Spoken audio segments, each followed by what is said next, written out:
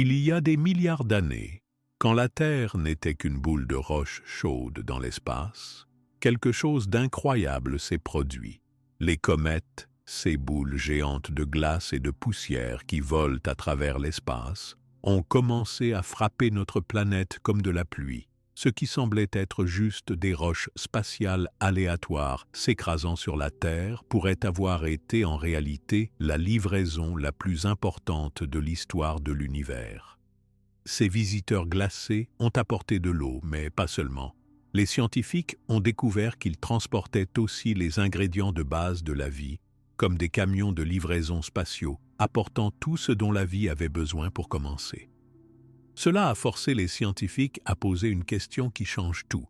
Et si nous ne venions pas d'ici? Et si chaque être vivant sur Terre, y compris toi et moi, étions en réalité les descendants de passagers microscopiques qui ont voyagé des milliards de kilomètres à travers l'espace vide à l'intérieur de comètes gelées? Abonne-toi à la chaîne, laisse ton like et commente de quelle partie du monde tu regardes, parce que maintenant, je vais tout te raconter. As-tu déjà imaginé à quoi ressemblait la Terre avant qu'il n'y ait de la vie? Il y a très très longtemps, la Terre était un endroit complètement différent de ce que nous connaissons aujourd'hui. Rien n'était comme maintenant. Il n'y avait pas de plantes, pas d'arbres, pas d'animaux, pas d'humains, et même pas d'eau sur la surface. C'était un monde sans vie, sans couleur, sans bruit doux de vent ou de ruisseau. Au tout début, la Terre s'est formée dans l'espace à partir de petits bouts de roche et de poussière. Ces poussières tournaient autour du Soleil. Petit à petit, elles se sont rassemblées en s'accrochant les unes aux autres, formant d'abord des cailloux, puis de plus gros blocs, puis encore plus gros, jusqu'à faire une boule gigantesque. Cette boule est notre Terre. Cela a pris beaucoup de temps, des millions et des millions d'années, pour que tout ce matériel forme une vraie planète. Quand la Terre était jeune, elle était très différente. La planète était extrêmement chaude. Toute la surface était comme un four. On ne pouvait rien toucher. Tout brûlait. C'était comme si le sol était fait de braise et de lave. Partout où l'on regardait, il y avait des rivières de roches en fusion. Cette roche, très chaude et liquide, coulait sur la croûte solide de la Terre. Il n'y avait aucun endroit froid, aucun endroit doux où une plante aurait pu pousser. La Terre était un monde hostile, dangereux pour tout ce qui aurait voulu y vivre. Les premiers temps de la Terre étaient marqués par des explosions très fortes. Les volcans crachaient tout le temps de la lave rouge et chaude qui descendait sur la roche. L'air était plein de gaz épais et toxiques. Il n'y avait pas d'oxygène dans cet air, donc personne, même pas un animal, n'aurait pu respirer. Le ciel lui-même devait paraître sombre, avec des nuages de cendres qui rendaient l'atmosphère lourde et irrespirable. Tout autour, il n'y avait pas de rivière paisible, pas de mer bleue, pas de lac. Il n'y avait même pas de pluie. Pas une seule goutte d'eau ne tombait. Toute la surface était sèche, brûlante, avec seulement des pierres, de la lave, de la fumée et des geysers de gaz qui explosaient parfois. On peut dire que rien ne vivait ici, que rien ne pouvait trouver sa place ou grandir dans cet environnement. Si tu avais pu te tenir sur cette terre ancienne, tu n'aurais rien vu de vivant. Il n'y aurait eu aucun oiseau, aucune fleur, pas de brin d'herbe, même pas un insecte. Le sol aurait été très chaud, trop chaud pour mettre le pied dessus. Le vent n'existait presque pas, ou il emportait seulement des cendres et des gaz. Les seuls bruits étaient ceux du feu, de la lave qui bouillonnait et des éclats soudains de gaz qui jaillissaient du sol. La Terre était pourtant en train de changer, car tous ces volcans, toutes ces éruptions transformaient petit à petit la surface. Les gaz qui remplissaient l'air étaient étranges et dangereux. Il y avait beaucoup de choses comme le dioxyde de carbone, le méthane, de la vapeur d'eau et d'autres gaz très irritants. Aucun de ces gaz n'était bon pour respirer. L'oxygène, qui est si important pour nous aujourd'hui, n'existait presque pas. Respirer ici aurait été impossible, même pour les animaux les plus résistants. Si tu étais venu à cette époque, tu n'aurais pas pu prendre une seule bouffée d'air. La lumière du soleil arrivait difficilement à travers les nuages épais. Pourtant, la chaleur était énorme, car la Terre gardait tout ce qui était chaud à cause de son épaisse couverture de gaz. Les températures à la surface étaient si hautes qu'aucune goutte d'eau ne pouvait tenir. Toute eau qui aurait été là se serait tout de suite évaporée. Les quelques flaques qui auraient pu se former disparaissaient très vite sous l'effet de la température. La Terre changeait toujours. Du fond de la planète, la chaleur remontait en créant de nouveaux volcans, en ouvrant des fissures dans la croûte. Parfois, d'énormes roches tombaient encore du ciel, car l'espace autour de la Terre n'était pas vide. Il restait beaucoup de cailloux flottants, des restes de la création des planètes. Chaque fois qu'un gros morceau tombait, il causait une énorme explosion, créant un grand trou sur le sol, un cratère, et projetant encore plus de chaleur et de débris tout autour. Rien de tout cela ne ressemblait à ce que nous connaissons maintenant. Imagine une planète où tout est sec, brûlant, rouge ou gris, sans aucune trace de bleu, de vert ou de vie. C'était la Terre à ses débuts. Et pourtant, c'est à partir de cette planète sans vie, de ce paysage de roches et de lave, qu'au bout de beaucoup de temps, la vie allait un jour naître. Mais à ce stade, rien ne pouvait survivre. Les conditions étaient trop dures. Même les microbes, qui sont les formes de vie les plus petites, n'auraient pas pu habiter ici. Le sol était trop chaud, l'air était toxique, l'eau manquait partout. C'était comme si la planète attendait que quelque chose vienne changer toute cette chaleur et cette sécheresse. La surface de la planète était très mouvementée elle aussi. Les roches étaient en train d'être créées et détruites tout le temps. Chaque éruption volcanique ajoutait de nouvelles couches de roches au sol. À d'autres endroits, la roche se refroidissait lentement, formant de grandes étendues de pierres noires. Parfois, de la fumée et des flammes sortaient de fissures profondes, illuminant la nuit d'une lumière rouge et orange. Personne ne pouvait prévoir ce qui allait arriver. Mais la Terre ne serait pas restée stérile pour toujours.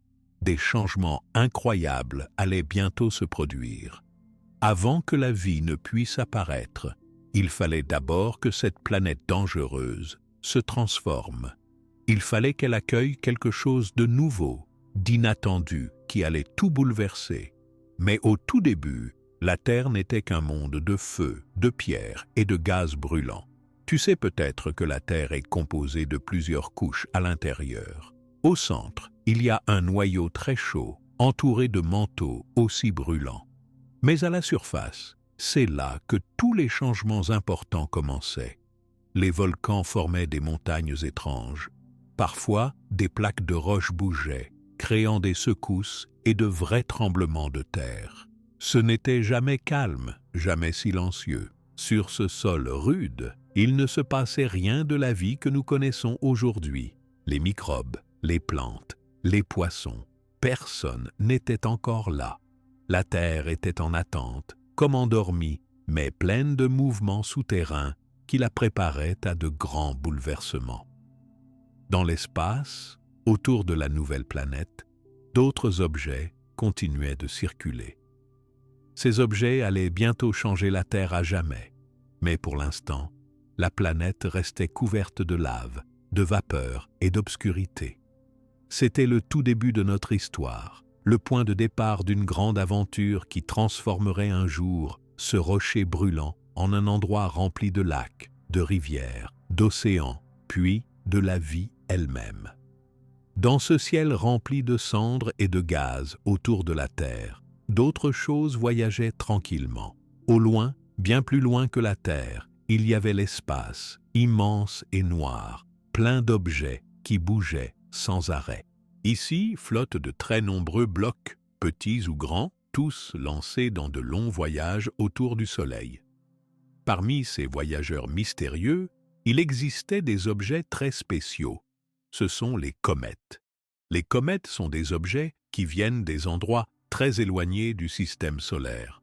Elles ne ressemblent pas aux planètes. Une comète n'est pas ronde comme la Terre, ni grande comme le Soleil. Chaque comète est une sorte de boule ou de bloc de glace et de poussière, souvent couverte d'une croûte sale, pleine de petits grains. Parfois, elle contient aussi du gaz piégé à l'intérieur, mélangé à toutes ces matières. La taille d'une comète peut changer. Certaines sont petites, d'autres sont plus grandes, parfois même aussi longues que de grandes montagnes. Dans chaque comète, il y a beaucoup de glace. Cette glace, ce n'est pas seulement de l'eau gelée. Elle contient aussi d'autres éléments, comme des gaz très froids ou des grains très fins de poussière. La poussière qui compose une comète vient aussi de l'espace. Elle est très ancienne. Les comètes ont gardé en elles des morceaux qui se sont formés il y a des milliards d'années, quand le Soleil et les autres planètes apparaissaient. Ces objets ne brillent pas d'eux-mêmes. Quand une comète voyage loin du Soleil, elle est sombre. On ne la voit presque pas. Mais parfois, sur son grand chemin dans l'espace, une comète s'approche du Soleil. À ce moment, la chaleur fait fondre la glace à la surface de la comète. La glace change alors en gaz qui s'échappe. C'est ainsi qu'une traînée se forme derrière la comète. C'est ce qu'on voit depuis la Terre, comme une grande queue brillante qui suit la comète.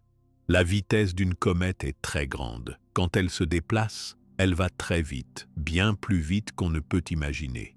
Pour chaque tour qu'elle fait autour du Soleil, cela prend très longtemps. Certaines comètes font un tour complet en plusieurs centaines d'années, et d'autres mettent même des milliers d'années pour revenir près de la Terre. Leur trajet est un grand ovale allongé dans l'espace. Cela veut dire que, la plupart du temps, les comètes sont très loin de la Terre, dans des régions froides et sombres. Dans l'espace autour du Soleil, il y a deux grands endroits où naissent les comètes. Le premier endroit s'appelle la ceinture de Kuiper. Cette ceinture se trouve après la planète Neptune et contient beaucoup de petits objets glacés. Le deuxième endroit s'appelle le nuage d'Oort. Ce nuage est une sorte de grand cercle immense, très loin du Soleil, à la frontière du système solaire. C'est là-bas, dans ces régions très froides et très éloignées, que la plupart des comètes sont nées. Chaque comète, pendant son voyage, peut passer près d'autres planètes ou parfois être attirée par leur force. Parfois, une comète quitte son chemin habituel à cause de la gravité d'une planète. Elle peut alors voyager vers une nouvelle destination jusqu'à croiser la route de la Terre. Cette rencontre peut provoquer des changements très importants pour notre planète. Beaucoup de gens croient que les comètes sont rares, mais en réalité, il y en a énormément dans l'espace. Elles ne sont pas toutes visibles depuis la Terre à l'œil nu, mais grâce à de grands télescopes, les astronomes peuvent en observer des centaines chaque année. Certaines comètes sont célèbres parce qu'elles reviennent tous les 70, tous les 100 ou tous les 200 ans et forment un beau spectacle dans le ciel. D'autres ne passent qu'une seule fois près de la Terre sur des millions d'années. Quand une comète s'approche du Soleil, la chaleur fait disparaître peu à peu la matière qui la compose. À chaque passage, elle perd un peu de sa glace, de sa poussière et de son gaz. Même si le noyau reste dur, la comète devient chaque fois un peu plus petite. Cela peut continuer pendant des milliers et des milliers d'années, jusqu'à ce que la comète disparaisse complètement ou se brise en morceaux. Toutes les comètes voyagent dans l'espace depuis une époque très ancienne. Certaines ont gardé en elles les éléments les plus vieux du système solaire, des éléments venus d'avant la naissance de la Terre. La glace qu'elles portent n'a pas changé depuis tout ce temps. Ces morceaux sont donc comme une petite boîte à trésors contenant des secrets de l'espace et du passé. La plupart du temps, quand une comète passe loin de la Terre, il ne se passe rien, mais parfois, la comète entre en contact avec notre planète. Cela peut arriver quand la Terre traverse la même partie de l'orbite où est passée la comète. Dans ce cas, il peut pleuvoir de tout petits morceaux de poussière de la comète sur la Terre. On appelle cela une pluie d'étoiles filantes. Cependant, ce sont des poussières minuscules qui se brûlent en entrant dans notre atmosphère. Mais il arrive aussi que toute une comète tombe sur la Terre. Cela n'arrive pas souvent, mais quand cela arrive, l'événement est très puissant. Une comète est lourde, pleine de glace et de roches, et elle frappe la planète à une vitesse incroyable. L'énergie de l'impact est immense. En touchant la surface brûlante de la Terre, la glace contenue dans la comète fond en un instant. Toute l'eau qui était piégée dans cette boule d'espace se libère. Ce phénomène n'est pas rare seulement pour la Terre. Certaines autres planètes, comme Mars, Jupiter ou même Mercure, peuvent aussi recevoir la visite d'une comète. Mais la Terre, parce qu'elle se trouve à une distance idéale du Soleil, a été le théâtre de nombreuses rencontres avec ces voyageurs glacés pendant des millions d'années. Chaque impact laisse une marque sur la surface, parfois un grand trou, parfois une cicatrice invisible dans la roche. Pour comprendre le rôle des comètes, il faut regarder leur composition. Elles sont formées majoritairement de glace, d'eau gelée, mais aussi d'autres gaz comme le dioxyde de carbone ou l'ammoniac. Elles contiennent aussi, en plus de la glace, des centaines de types différents de grains minuscules qui viennent des anciennes étoiles du passé lointain de l'univers. Certains de ces grains sont très simples, d'autres sont plus complexes, faits à partir des premiers éléments qui existaient après la naissance du Soleil. Dans la croûte extérieure des comètes, on retrouve parfois des petits morceaux de métaux comme du fer, du nickel ou du magnésium. Mais surtout, les comètes sont de vrais réservoirs d'eau gelée. Une seule comète peut transporter, dans son cœur, assez d'eau pour remplir des milliers de lacs ou de rivières, s'ils fondaient tous à la surface de la Terre. Les scientifiques ont étudié les comètes avec de nombreux outils. Ils utilisent de grands télescopes pour regarder leur aspect, étudier leur lumière et comprendre de quels éléments elles sont faites. Parfois, des missions envoyées par des agences spatiales parviennent à voler près d'une comète et à analyser de près sa surface. Ces études montrent toujours la même chose. Les comètes sont pleines de matière très ancienne, venue de la création du système solaire. Elles n'ont presque pas changé depuis et ce qu'elles contiennent peut nous aider à comprendre nos propres origines. Dans chacune des comètes, il y a une collection de matériaux simples, tels que des grains de silice, du carbone, des sulfures et des composés organiques. Parfois, au milieu de la glace, on trouve de petits morceaux très spéciaux, des molécules complexes que l'on retrouve aussi dans des êtres vivants. Mais ici, elles flottent seules, formées dans l'espace au fil de milliards d'années. Quand une comète s'approche, il arrive que des parties de sa matière se détachent et continuent leur route dans l'espace, créant une sorte de trace derrière elle. Ce sont aussi ces morceaux qui peuvent tomber très lentement sur différentes planètes ou même sur la Lune. Tout cet échange de matière entre la comète et les planètes enrichit l'espace de nouveaux éléments et prépare le terrain à de futurs changements. Les comètes peuvent voyager très longtemps, bien plus longtemps que la vie humaine. Certaines commencent leur voyage loin, à la limite extrême du système solaire, et mettent des centaines de millions d'années avant de s'approcher d'une planète comme la Terre. Leur lenteur, pourtant, n'empêche pas que leur passage ait un effet très grand quand elles atteignent une planète. L'énergie, la glace et la poussière qu'elles portent sont comme un cadeau ancien voyageant dans le vide. Il y a très longtemps, la Terre était très différente. Mais, tout en restant un monde difficile et brûlant, elle a reçu au fil du temps la visite de dizaines, puis de centaines de comètes. Chaque venue, chaque rencontre a laissé un peu d'eau, un peu de poussière, un peu de nouveaux ingrédients sur notre planète. Peu à peu, cela a changé la surface. L'eau qui était prisonnière dans la glace des comètes a commencé à s'accumuler. À force de visites, la surface de la Terre s'est lentement transformée. Les voyages des comètes n'apportent pas seulement de l'eau. Elles introduisent aussi des graines de matière qui manquaient sur la Terre jeune et volcanique. Des chercheurs pensent qu'une grande partie de l'eau et de certains éléments très importants pour la vie présente sur notre planète viennent directement de ces objets de l'espace. Quand on observe une comète depuis la Terre, on la voit parfois comme une simple lumière qui traverse le ciel pendant plusieurs jours ou semaines. Mais il est difficile de voir tout ce qu'elle contient et tout ce qu'elle peut apporter à une planète. Ce sont les instruments des scientifiques qui ont révélé le mystère de leurs ingrédients. Ce sont ces ingrédients qui ont changé la Terre pour toujours. Grâce aux descriptions, aux outils et aux études avancées, il est maintenant possible de suivre le chemin de centaines de comètes. de savoir d'où elles viennent, de calculer leur prochaine visite et même d'imaginer tout ce qu'elles transportent dans leur cœur glacé. Chaque passage, chaque impact, chaque trace laissée par leur voyage a un rôle dans l'histoire de notre planète. Bien avant que la vie apparaisse, la Terre a reçu la visite de ces objets venus de très loin. Ce sont ces visites et ces cadeaux venus de l'espace qui ont rendu la transformation de la Terre possible. C'est seulement après beaucoup de passages et beaucoup de temps que les conditions changeraient encore, permettant d'aller plus loin vers la naissance de l'eau et plus tard de la vie sur notre planète. Au fil de longues périodes où la Terre recevait ce que les comètes pouvaient y apporter, de petits changements commençaient à apparaître. Chaque rencontre avec ces visiteurs de l'espace laissait non seulement des traces sur la surface, mais apportait aussi de nouveaux éléments.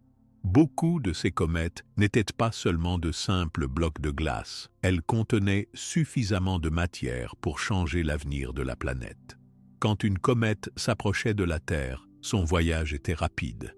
Elle traversait l'atmosphère à une vitesse immense, bien plus vite qu'un vent très fort ou qu'une chose jetée à la main. La comète arrivait d'en haut, depuis l'immense espace, et rencontrait tout à coup l'air épais et chaud autour de la planète. Sa surface commençait à se réchauffer violemment. Cela produisait d'énormes frottements, une chaleur intense, et la glace qui se trouvait dans la comète fondait immédiatement. Tout cela se passait avant même que la comète n'ait touché le sol. En touchant la surface brûlante de la Terre, la comète provoquait un choc énorme. L'impact créait un cratère, un grand trou dans le sol, en projetant autour de la poussière, des roches et de la glace fondue. Ce choc soulevait dans l'air des nuages de vapeur et de petits grains venus de la comète et de la Terre. L'eau gelée, en fondant soudainement sous la chaleur, se transformait en liquide puis en vapeur. Au tout début, la plupart de cette eau s'évaporait très vite dans l'air brûlant, mais à chaque impact, un peu d'eau restait. La répétition de ces impacts, au fil du temps, a changé peu à peu la composition de la surface terrestre. Chaque nouvelle chute de comète ajoutait de nouveaux matériaux. Il y avait de la glace, mais aussi des poussières, des gaz et des fragments de roche. La surface de la Terre, d'abord stérile et brûlante, recevait ainsi des cadeaux venus de lieux très lointains, enrichissant le sol et modifiant doucement ses conditions. Quand plusieurs comètes sont venues frapper la Terre, l'accumulation d'eau est devenue plus grande. Il ne s'agissait plus de fines gouttes ou de vapeur perdue. Après beaucoup de passages, de plus en plus d'eau restait à la surface sous forme de petites flaques ou de mares. La chaleur de la planète était encore très forte, mais à force que l'eau s'accumule, certaines zones commençaient à garder un peu de fraîcheur. La force de chaque impact était très grande. Quand une comète frappait la Terre, elle libérait l'énergie de toute sa vitesse et de sa masse. Cette énergie creusait de grands cratères. Parfois, des roches chaudes étaient projetées très loin. Le choc pouvait même fracturer la croûte terrestre, faire sortir plus de lave ou relâcher de nouveaux gaz dans l'air. Ces changements rendaient la surface terrestre encore plus variée, mais l'élément le plus important restait l'eau déposée par chaque comète. Les impacts de comètes ne se produisaient pas tous les jours. Il fallait attendre de longues périodes entre chaque grande collision. Au fil de millions d'années, la Terre a reçu l'impact de centaines de comètes de différentes tailles. Certaines étaient géantes, énormes, et d'autres beaucoup plus petites. Chaque fois, le résultat était qu'un peu plus d'eau arrivait sur notre planète. Petit à petit, l'eau commençait à devenir une partie visible de la surface. La poussière et les petits grains libérés par les comètes se mélangeaient à la roche de la Terre. Certains de ces petits grains contribuaient à former de nouveaux minéraux. La composition même du sol évoluait. Certaines zones devenaient plus riches en éléments différents venant à la fois de l'intérieur de la planète et de l'extérieur, apportés par les comètes. Quand l'eau commençait à former des flaques, la chaleur de la Terre la faisait souvent s'évaporer tout de suite. Mais chaque nouveau passage laissait un peu plus d'eau que lors du précédent. En plus, la surface de la Terre, à force d'impact, se refroidissait très lentement. À chaque fois que de l'eau était déposée, une petite partie restait, ce qui contribuait à diminuer progressivement la température du sol dans certains endroits. Le paysage de la Terre changeait. Son aspect devenait un peu différent après chaque grande collision. Il y avait toujours de la lave et des volcans actifs, mais avec le temps, les traces noires laissées par l'eau, la poussière des comètes et les nouveaux minéraux formaient des motifs encore jamais vus auparavant sur notre planète. Le ciel pouvait être rempli de vapeurs, de nuages foncés, de brouillards épais, lorsque toute cette eau montait puis retombait à la surface. Les collisions avaient d'autres effets. Quand une comète touchait le sol, l'énergie dégagée faisait fondre une grande partie de la roche locale. Cela formait de nouveaux types de pierres. Dans les endroits où plusieurs impacts avaient eu lieu, on pouvait voir que la surface avait été mélangée, transformée et enrichie par des apports venant de très loin.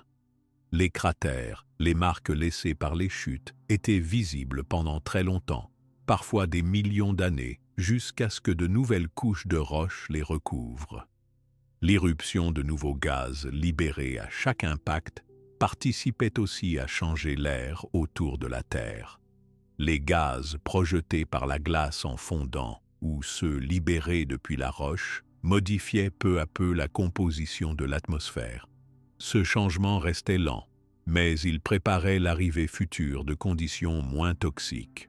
En plus de l'eau et de la poussière, les comètes apportaient aussi de tout petits morceaux qu'on ne pouvait pas voir sans instruments très sensibles. Ces fragments, faits de matière très fine, contenaient des éléments spéciaux venus de régions éloignées de l'espace.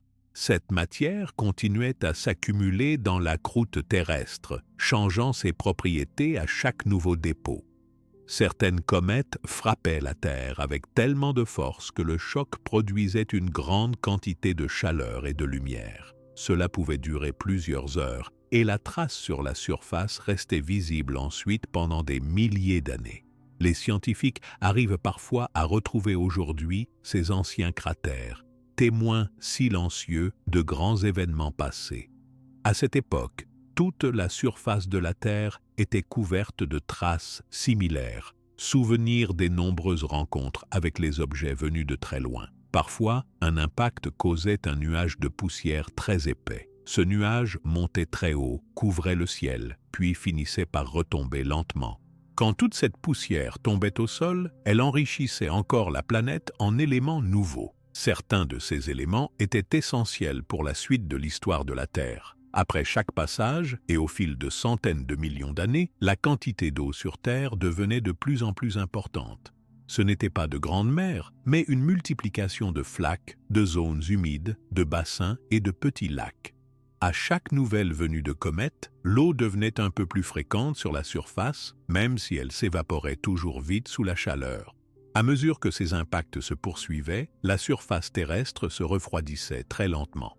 Plus la Terre gagnait d'eau, plus il devenait difficile pour la chaleur extrême de tout faire disparaître. Ainsi, la température ambiante commençait peu à peu à baisser dans certains endroits. Cela rendait possible que l'eau reste présente un peu plus longtemps. Les changements étaient progressifs, mais ils allaient transformer la planète en profondeur. La Terre était toujours un endroit dangereux, mais chaque passage de comète rapprochait notre monde d'un environnement moins brûlant, d'un air un peu moins toxique et d'une surface un peu moins hostile. Les petits cratères, les flaques, la poussière fine, les nouveaux minéraux s'accumulaient et parlaient d'une transformation lente, de l'extérieur comme de l'intérieur. Les scientifiques, qui observent aujourd'hui la Terre et les comètes, ont étudié ces traces anciennes. Ils ont trouvé des roches qui n'auraient pas pu exister sans l'apport des éléments venus des comètes. Cela leur a permis de reconstituer l'histoire de ces impacts et de comprendre que chaque collision était un pas vers un monde différent. À force de recevoir de la matière nouvelle jour après jour, année après décennie, siècle après millénaire, la planète a accumulé une grande quantité de nouveaux matériaux. Toutes ces nouveautés étaient indispensables pour les étapes suivantes de la transformation de la Terre. Il ne s'agissait pas simplement de couvrir la surface d'eau, mais aussi d'enrichir le sol de substances uniques, créées loin d'ici puis apportées sur notre monde. Les plus gros impacts étaient rares, mais ils avaient les changements les plus importants. Un grand impact pouvait faire fondre de la glace sur des kilomètres de distance, ajouter de l'eau en grande quantité, casser la roche sur une surface gigantesque et modifier l'atmosphère sur un large territoire. Même les petits impacts étaient utiles, car chaque goutte d'eau, chaque grain de poussière, chaque fragment de roche apportait son soutien à la transformation en cours. Quand l'eau apportée par les comètes arrivait au sol, elle commençait parfois à se mélanger avec les matériaux volcaniques, créant de nouveaux types d'argile ou de minéraux. Ces mélanges étaient importants, car ils pouvaient servir de futurs refuges pour les premières traces de vie, bien plus tard dans l'histoire. Il existait aussi des périodes où les impacts étaient plus fréquents, comme si la Terre traversait une zone pleine de gros blocs et de comètes. Pendant ces moments, le ciel était rempli de lueurs. Chaque nuit était illuminée par la chute d'un ou plusieurs gros corps. Après ces chutes, la surface terrestre prenait un aspect différent, de plus en plus modelé par les apports de ses visiteurs. Le cycle de la Terre changeait. Bien que les volcans continuassent d'être actifs, les flaques d'eau creusées par les impacts devenaient de plus en plus larges. Certaines se rejoignaient, formant des bassins plus grands. Au fil des âges et au rythme des impacts, toute la surface commençait à se préparer à recevoir la prochaine étape de son évolution.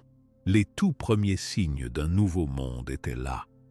L'eau ne disparaissait plus aussi vite. La poussière se fixait dans les creux. De nouveaux gaz étaient présents dans l'air. Dans quelques endroits chanceux, l'eau pouvait rester assez longtemps pour commencer à modifier la roche autour d'elle, la rendant plus friable, plus favorable à d'autres changements futurs. Chaque comète tombée rendait cela plus possible. Des paysages nouveaux se dessinaient. D'anciens cratères, restes des impacts les plus puissants, devenaient plus profonds, se remplissaient d'eau ou de vapeur. Certaines plaines étaient recouvertes d'une fine pellicule d'éléments étranges venus de loin, formant les premières couches d'un sol riche, différent de la simple lave brûlante des débuts. Les jours et les nuits passaient, sans plantes, ni animaux, ni hommes, mais l'action répétée de ces chutes préparait la planète à devenir un endroit plus accueillant. Chacune de ces étapes était lente et difficile à voir, mais elles tracèrent la voie pour les prochains grands changements dans l'histoire de la Terre. Le paysage autrefois sec et désolé n'était plus tout à fait le même. Ce nouveau monde, forgé par le feu, la roche et l'eau des comètes, était maintenant prêt à accueillir encore plus d'eau et d'éléments venus du fin fond de l'espace. Petit à petit, la Terre changeait. Les chocs répétés des comètes et leurs cadeaux venus de l'espace avaient déjà transformé beaucoup d'aspects de la planète. Mais un élément était en train de devenir très important, c'était l'eau. Grâce à chaque passage de comète, de plus en plus d'eau était déposée à la surface. L'eau commençait maintenant à jouer un rôle central dans l'évolution de la Terre. À cette époque très ancienne, la surface du sol était encore brûlante, pleine de roches, de crevasses et de volcans très actifs. Pourtant, l'eau venue des impacts commençait à remplir les endroits les plus bas. Au début, l'eau ne restait pas très longtemps. Elle était vite transformée en vapeur à cause de la chaleur très forte du sol et de l'air.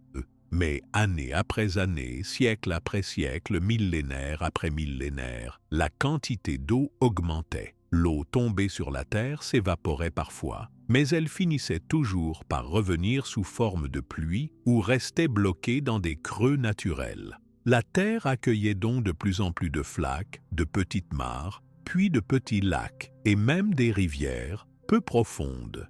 Certains de ces endroits étaient éphémères, disparaissant dès que la température remontait. D'autres arrivaient à durer un peu plus longtemps. Deux facteurs rendaient cela possible. D'abord, la Terre refroidissait toute seule très lentement. Ensuite, l'apport continu de l'eau et de la glace par les comètes permettait d'accélérer le processus. Parfois, de grandes plaines étaient recouvertes d'eau pendant plusieurs jours ou semaines. Certaines gouttes s'infiltraient dans la roche et formaient de petits filets d'eau cachés sous la surface. Avec le temps, ces filets pouvaient rejoindre d'autres flaques et agrandir les lacs ou les rivières.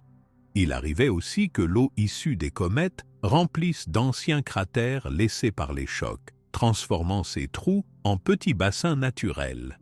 Au fur et à mesure, la terre était moins sèche. La couleur rouge foncé de la roche brûlante commençait à laisser place à de nouveaux reflets plus sombres et un peu plus brillants.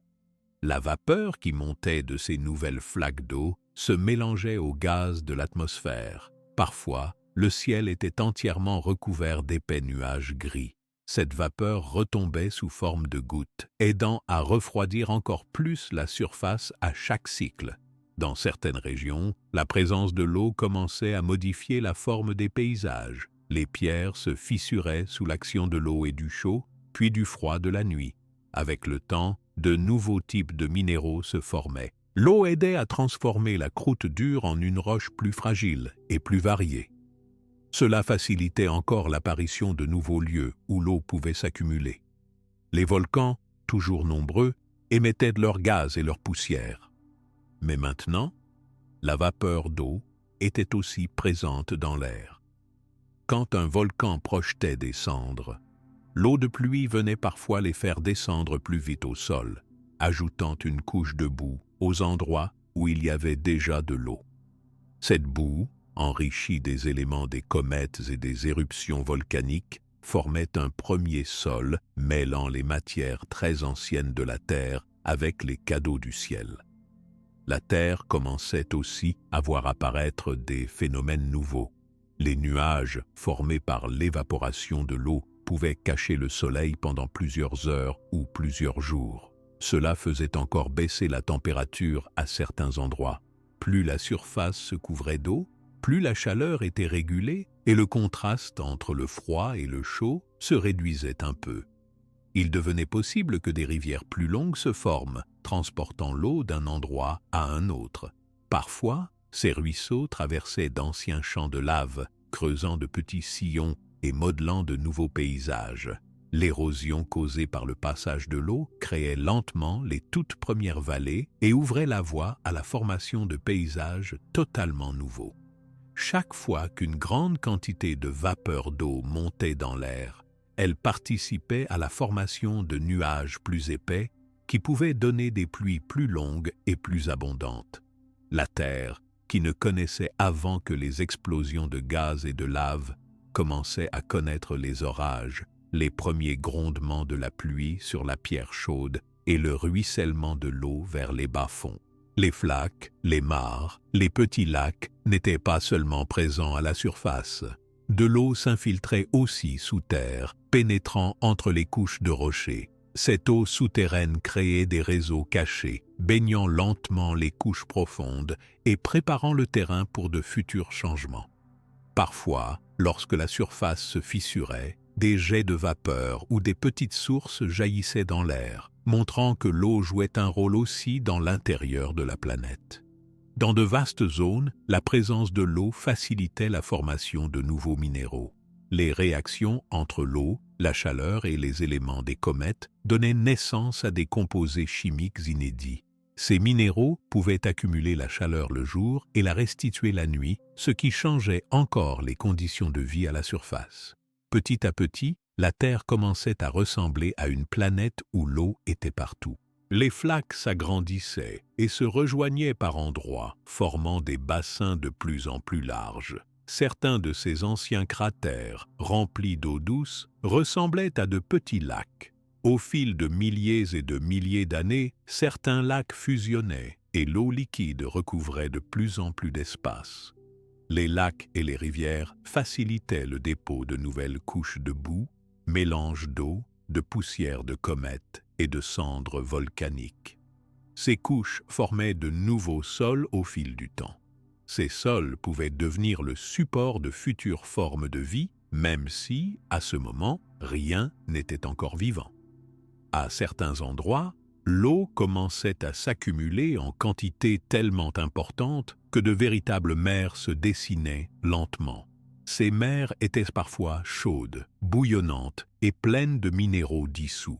Elles ne ressemblaient pas aux océans d'aujourd'hui, mais elles marquaient un grand changement. La Terre n'était plus une planète sèche. À chaque nouvel apport d'eau venant des comètes, la capacité de la Terre à la garder augmentait. Moins d'eau était perdue sous forme de vapeur dans l'atmosphère. Le refroidissement continu de la surface aidait à fixer les lacs et les bassins d'eau. La couleur de la planète changeait encore un peu, car l'eau reflétait la lumière différemment de la roche nue. Les nuits devenaient un peu moins brûlantes, car la présence de l'eau aidait à garder la chaleur de la journée. Les paysages de plus en plus variés commençaient aussi à permettre la formation de poches isolées, où l'eau restait piégée pendant de longues périodes. Dans ces endroits, la température était parfois moins extrême. Cela favorisait la création de nouvelles réactions chimiques entre l'eau, les minéraux et l'air, donnant naissance à des molécules inconnues sur la terre sèche du passé. Les scientifiques ont étudié des pierres très anciennes sur la Terre. Dans ces pierres, ils ont retrouvé la trace de sel et de minéraux qui prouvent que ces changements se sont produits il y a plusieurs milliards d'années. Les couches de sédiments formées par les dépôts d'eau et de poussière racontent l'histoire de l'apparition des tout premiers lacs et océans sur notre planète. Le développement de l'eau à la surface permettait aussi d'aider l'air à changer. La vapeur d'eau, les nuages et la pluie participaient à la création d'une atmosphère moins toxique. Chaque goutte d'eau, chaque bassin, chaque nouvelle flaque faisait avancer la planète vers un état plus stable et plus prêt à accueillir le vivant. La présence de l'eau permettait aussi de créer des endroits où des bulles de gaz pouvaient rester emprisonnées. Les échanges entre l'eau, la roche et l'air donnaient naissance à de nouveaux types de gaz. Certains de ces gaz allaient à leur tour changer la composition de l'atmosphère au fil du temps. Dans certaines régions, les pluies devenaient si fréquentes qu'elles formaient de véritables torrents et modelaient rapidement les paysages de la Terre. Des ravins, des deltas et de nouveaux bassins apparaissaient. L'eau, en coulant, transportait des grains, des sables, de la poussière, créant de petites îles ou de nouveaux reliefs autour des lacs.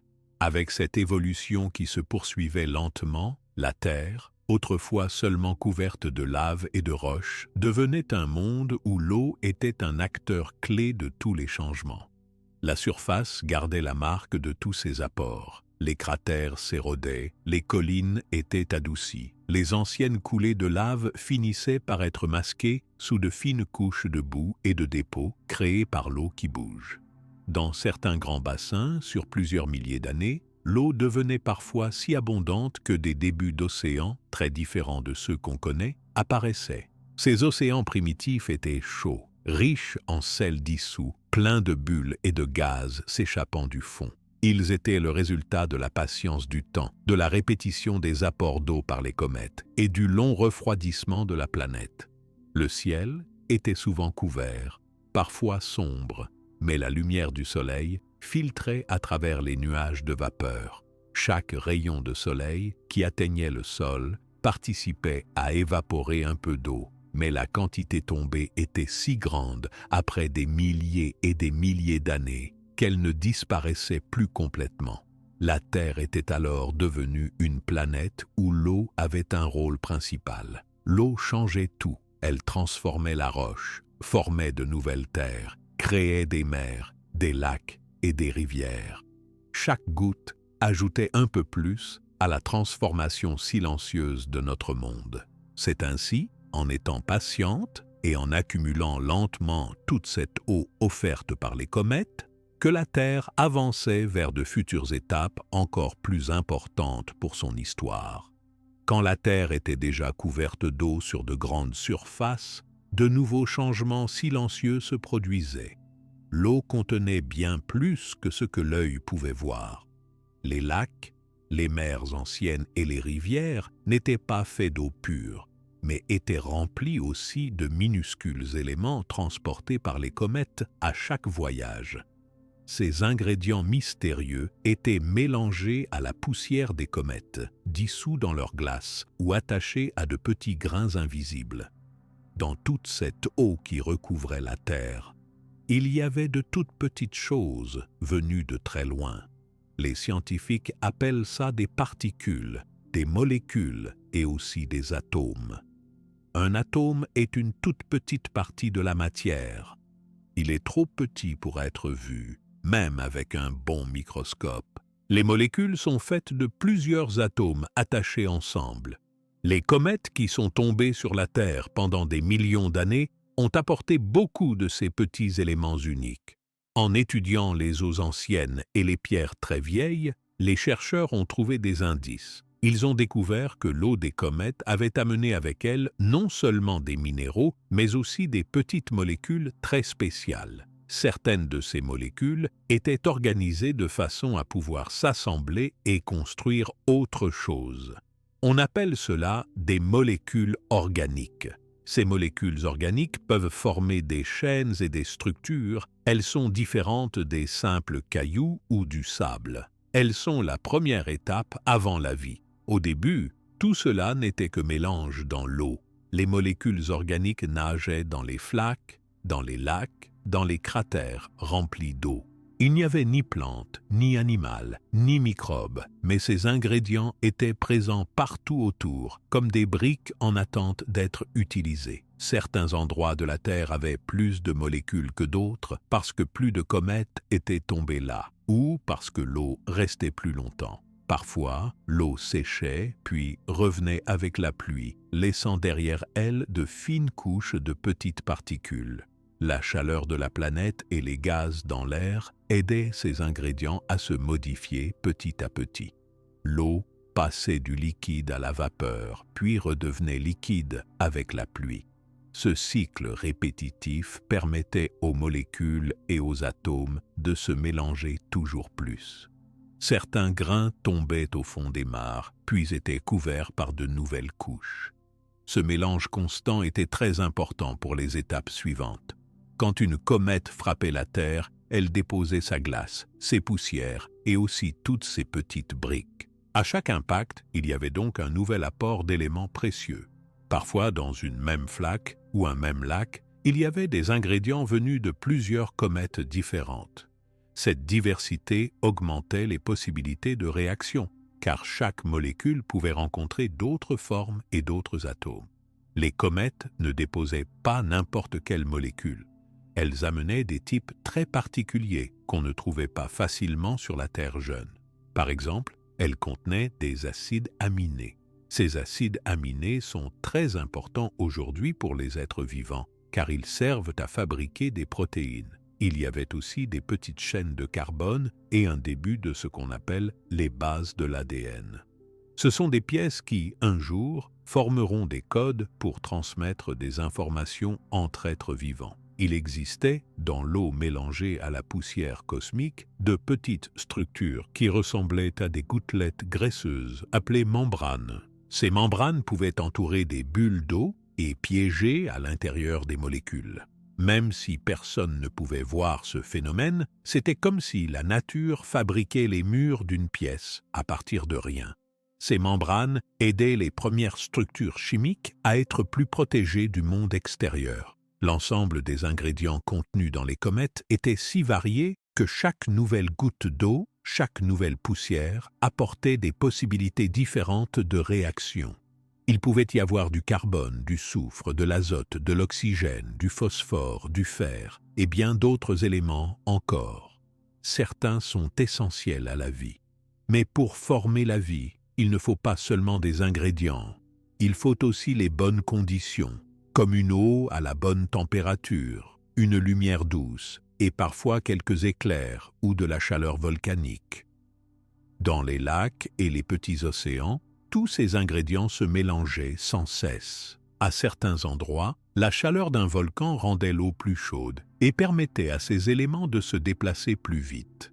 À d'autres endroits, la fraîcheur de la nuit les ralentissait.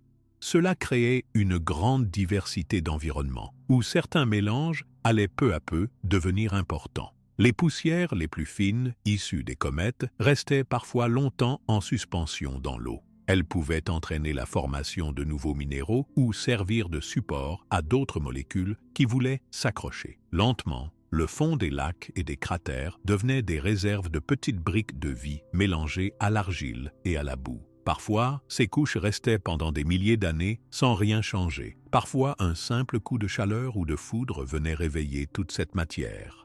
En observant de très anciennes météorites, les savants modernes ont trouvé les mêmes ingrédients dans des comètes que dans les couches très profondes de la Terre, datant de longs milliards d'années. C'est grâce à ces observations qu'ils savent aujourd'hui que ces comètes ont joué un rôle fondamental. Les toutes premières molécules organiques n'ont pas été fabriquées sur place uniquement, mais amenées directement depuis les régions froides et très lointaines de l'espace. Certaines molécules étaient capables de se coller ensemble, d'autres pouvaient réagir avec la lumière du soleil, ou même avec de petites étincelles naturelles, comme celles créées par le frottement de la roche. Ces réactions donnaient naissance à de nouveaux types de molécules encore plus complexes. Parfois, il suffisait juste d'un petit changement de température pour qu'une forme nouvelle apparaisse. Très souvent, l'eau aidait à dissoudre les ingrédients, les transportant d'un endroit à un autre. La pluie, les vagues, les ruisseaux faisaient bouger toutes ces petites parties, multipliant les chances qu'elles se rencontrent et qu'elles se transforment.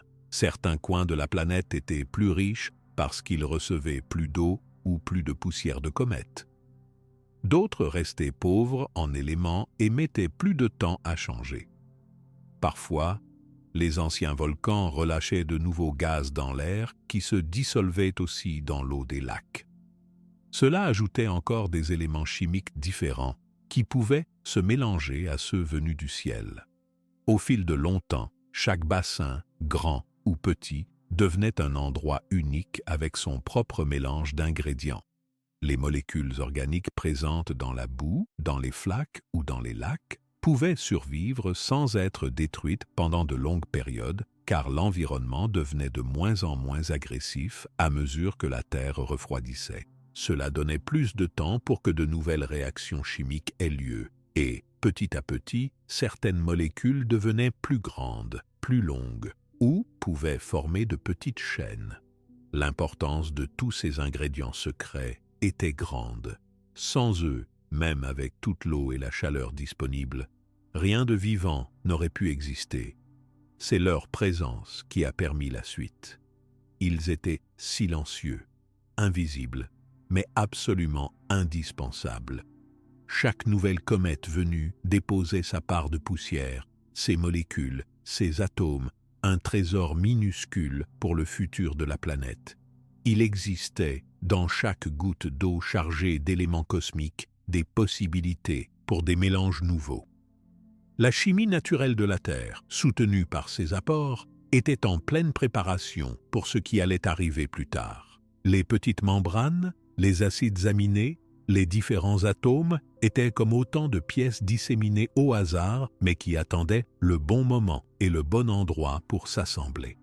En étudiant la surface de la Lune, de Mars ou de certains astéroïdes, les scientifiques n'ont pas trouvé la même abondance de molécules organiques que sur Terre. Cela montre que la chance, la position dans le système solaire, la taille et surtout le passage de nombreuses comètes ont offert à notre planète une richesse toute particulière dans ses eaux et ses sols du passé. Avec le temps, le fond des océans et des lacs devenait des couches épaisses, pleines d'argile, de minéraux et de molécules organiques. Ces couches étaient comme des bibliothèques naturelles, contenant toute la matière nécessaire pour créer bientôt les premières choses qui respireront, mangeront et se multiplieront.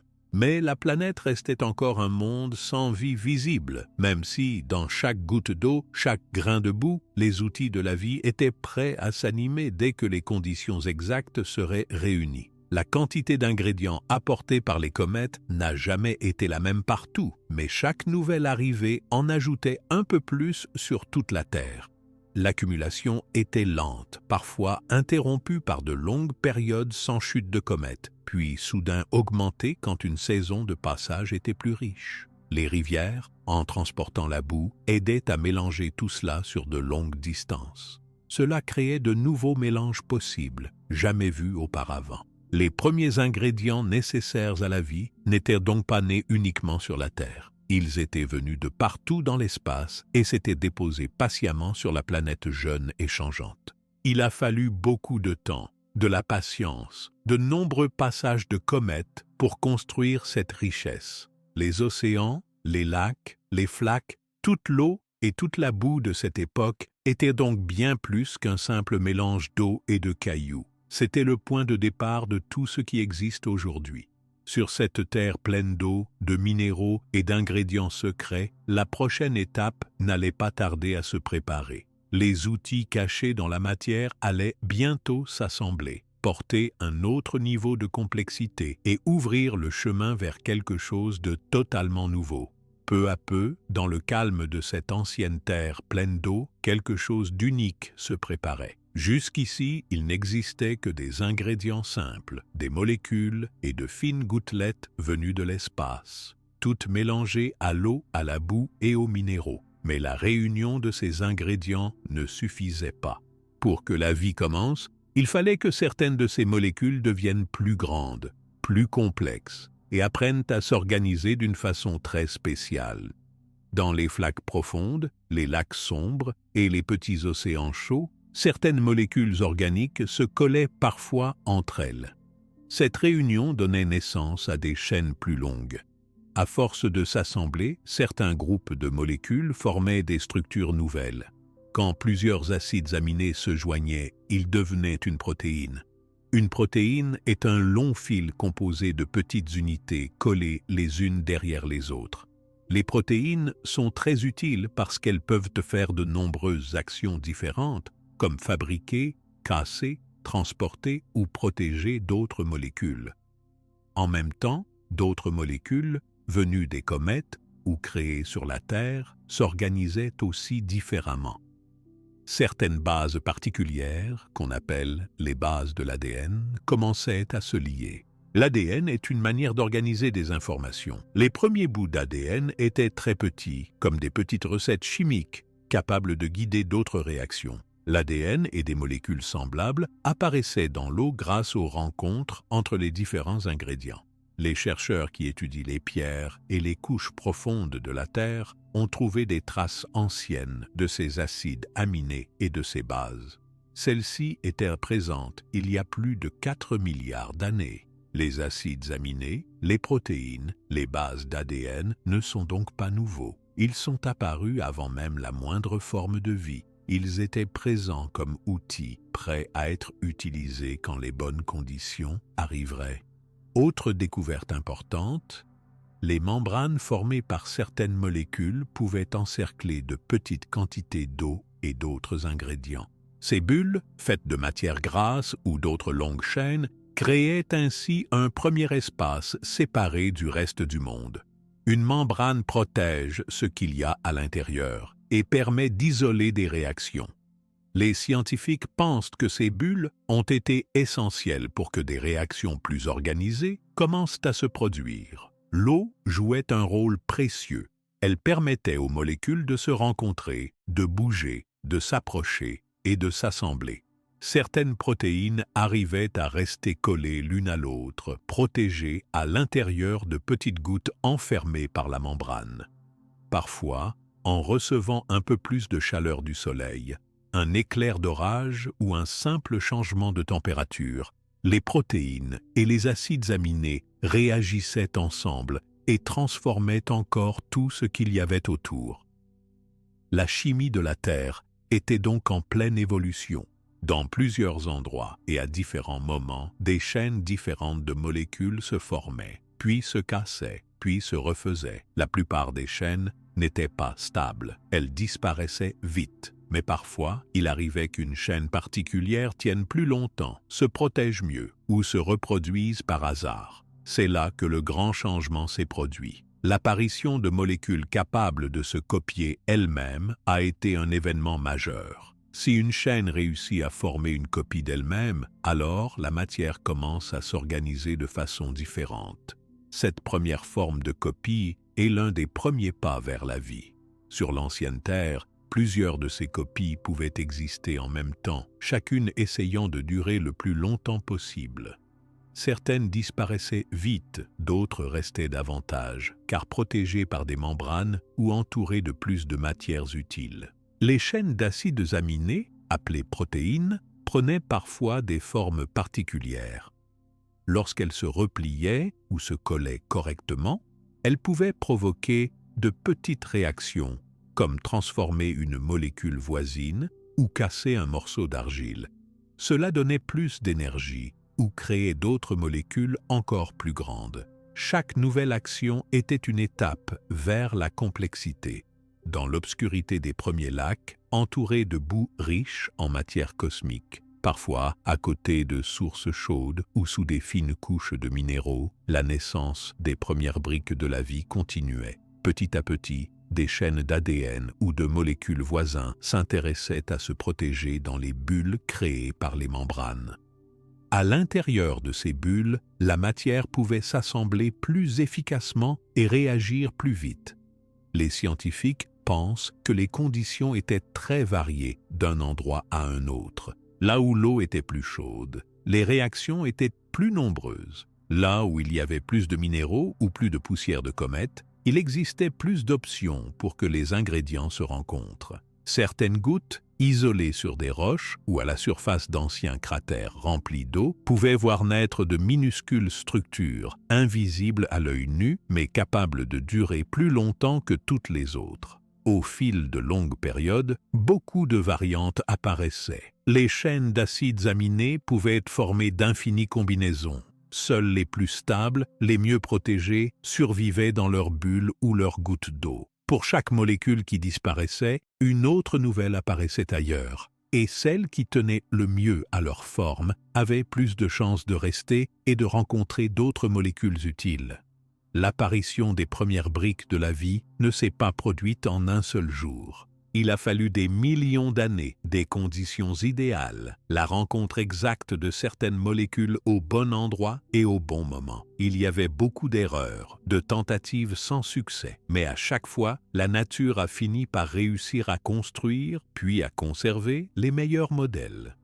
L'étape cruciale a été la création de bulles ayant à la fois une membrane protectrice, des chaînes de protéines pour fabriquer d'autres molécules et des petits bouts d'ADN ou d'autres messages chimiques pour garder l'information.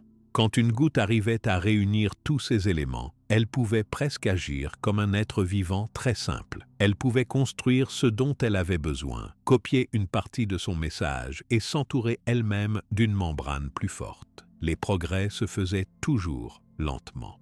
Mais plus il y avait d'ingrédients venus des comètes, plus il y avait d'eau, plus il existait de chances que toutes les briques de la vie soient réunies dans la même goutte, sur le même morceau d'argile, sous le même rayon de soleil. Lentement, ces assemblages commençaient à produire de petits changements autour d'eux. Ils consommaient certaines molécules, en produisaient d'autres ou transformaient la couleur et la texture de l'eau où ils vivaient. Ce processus répétitif, avec chaque nouvelle chaîne, chaque nouvelle bulle, laissait peu à peu sur le fond des lacs ou des flaques des traces de plus en plus complexes. Parfois, des couches entières de membranes usées ou de chaînes brisées s'accumulaient au fil du temps, enrichissant le sol en nouveaux éléments utiles pour la génération suivante de briques de la vie. Dans certains endroits, là où les ingrédients étaient très nombreux, il devenait possible que les chaînes se copient davantage. À chaque répétition, le système gagnait en organisation. Avec la multiplication des chaînes et la transmission de petits messages chimiques, la Terre avançait doucement vers la première étape d'un être vivant. Avant cela, il n'en existait encore aucun capable de se nourrir ou de se multiplier tout seul, mais toutes les premières briques fondamentales étaient maintenant réunies dans les eaux tranquilles de la planète jeune. Les scientifiques discutent beaucoup pour savoir combien de temps tout ce processus a vraiment pris. Certains pensent que, dès que la Terre possédait assez d'ingrédients cosmiques et de bonne température, cela a pu arriver en quelques millions d'années. D'autres croient que cela pourrait avoir mis encore plus de temps. Mais il est sûr que sans les briques apportées par les comètes, sans l'eau pour les mélanger, sans la chaleur pour faire bouger les atomes et sans un peu de chance, tout aurait été impossible. Parce que les briques de la vie étaient partout dans l'eau et la boue, cela signifie que ces essais ont pu avoir lieu dans de nombreux endroits en même temps. Sur toutes les terres basses, au fond des lacs, dans de rares flaques protégées du soleil, de minuscules bulles continuaient à former et reproduire des chaînes plus stables. La multiplication de ces expériences a fini par rendre la naissance des premiers systèmes vivants plus probable. Tout ce chemin préparait bientôt une étape nouvelle. À partir des briques de la vie, certains assemblages deviendraient capables de s'auto-entretenir, de se copier avec plus de précision, puis de réagir à ce qui se passait autour d'eux. C'est dans cette lente aventure, commencée avec la poussière d'étoiles des comètes et poursuivie dans l'eau des océans nouveaux, que la Terre s'est rapprochée du moment où quelque chose de vivant allait enfin apparaître. Quand les briques de la vie étaient enfin réunies dans les eaux calmes de la Terre, il devenait possible que quelque chose de plus impressionnant arrive. Les chaînes de molécules pouvaient se copier, se protéger dans des membranes et porter de petites informations chimiques en elles. Mais d'où venaient vraiment ces briques spéciales? Beaucoup de scientifiques se sont posé la question. Depuis de nombreuses années, des gens étudient l'origine de tout ce qui est vivant et veulent comprendre comment la toute première vie a pu apparaître. Certains pensent que la Terre, à ses débuts, n'avait pas tout ce qu'il fallait pour former la vie à partir de rien.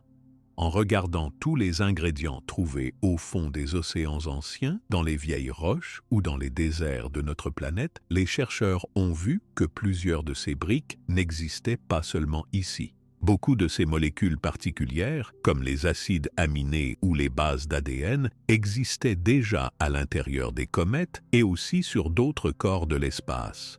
Cette découverte a rendu l'histoire de la vie encore plus vaste, car cela voulait dire que ces ingrédients pouvaient voyager de planète en planète, cachés dans la glace et la poussière depuis les confins de l'espace. Les scientifiques ont cherché à savoir comment la vie commence en étudiant des météorites tombés sur la Terre. À l'intérieur de certains morceaux venus du ciel, ils ont trouvé des traces des mêmes molécules organiques que celles nécessaires à la vie. Ces roches voyageaient depuis des milliards d'années dans l'espace. Sur certaines comètes, que des sondes spatiales ont pu explorer, des instruments ont détecté non seulement de la glace, mais aussi les mêmes briques que celles trouvées dans le vivant.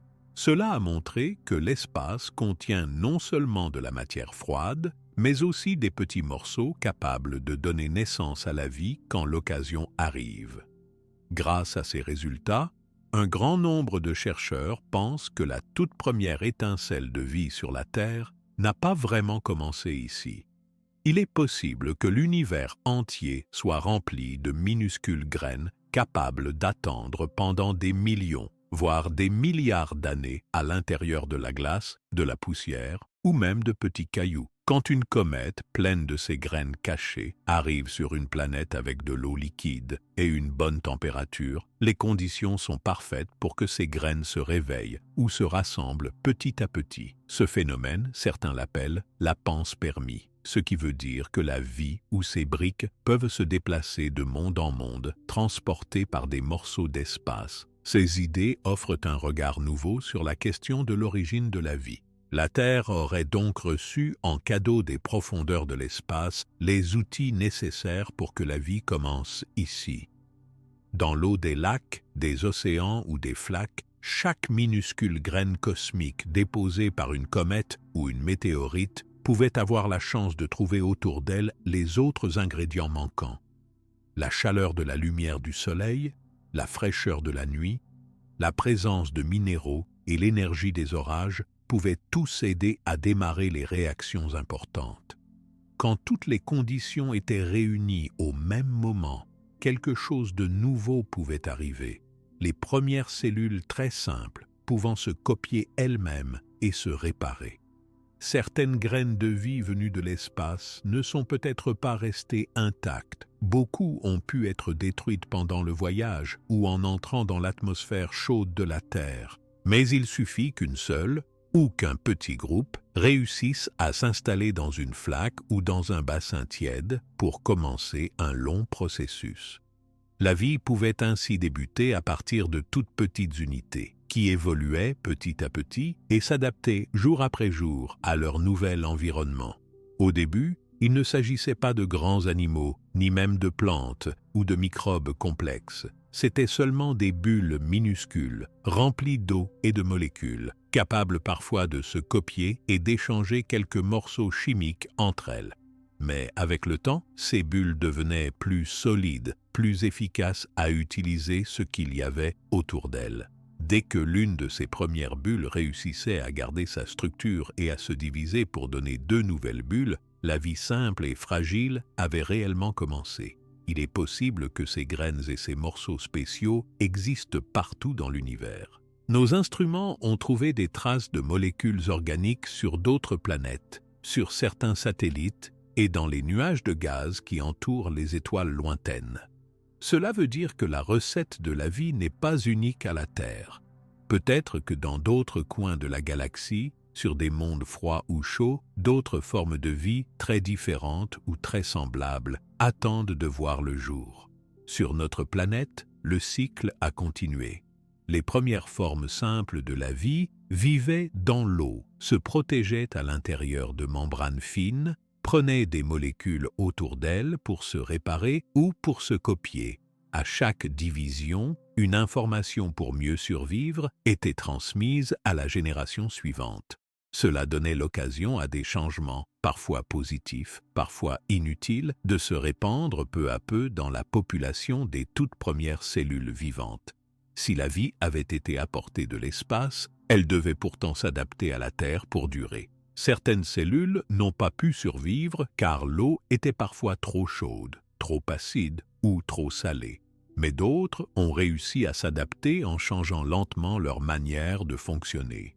À force de répétitions, d'essais et de petites différences, la vie s'est installée pour de bon. Les scientifiques pensent aussi que la Terre elle-même pouvait créer certaines briques de la vie toute seule en utilisant la chaleur, la lumière, les minéraux et l'eau. Mais la présence de toutes ces graines cosmiques a beaucoup accéléré le processus. Grâce à la combinaison entre les ingrédients venus de loin et ceux fabriqués ici, la vie a trouvé plus rapidement le moyen de commencer. Certaines comètes contenaient des molécules déjà organisées de façon complexe, comme des bouts d'acides aminés prêts à s'assembler. Quand ces acides arrivaient dans une flaque ou un lac chaud, ils pouvaient rencontrer d'autres chaînes, se coller et former de nouvelles structures encore jamais vues.